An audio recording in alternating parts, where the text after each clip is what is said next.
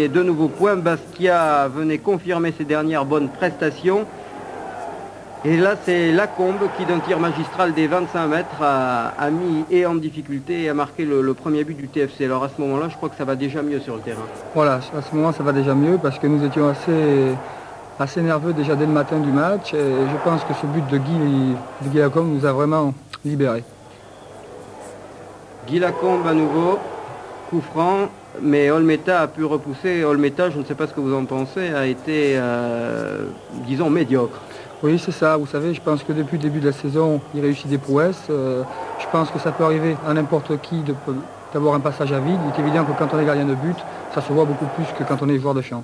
Là, ce sont les Corses donc, qui n'ont pas réussi à inscrire le but égalisateur. C'est Jean-Marc Perradge aussitôt sur la contre-attaque qui a mis en difficulté Olmeta.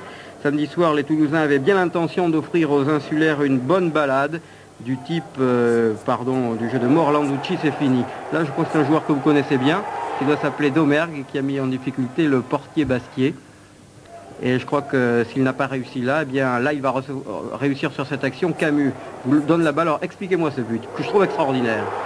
Mais disons qu'au départ de l'action, je vois Guy sur le côté droit, je vois sur une transversale.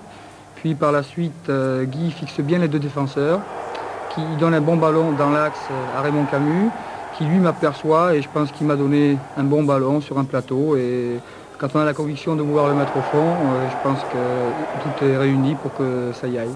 Voilà, et nous avons vu le troisième but marqué à la 58e minute par Guy Lacombe qui a repris un ballon repoussé, mal repoussé par Olmeta. Là, c'est Mila qui met en difficulté Bergerot et c'est Durand. Regardez le numéro de Jean-Philippe Durand. Il va jouer en pivot avec Laurent Rousset qui lui remet. Regardez, du pied gauche, il met le but au-dessus, le ballon au-dessus du gardien corse. Et donc, dans le but, ça fait 4-0. Nous étions à la 63e minute.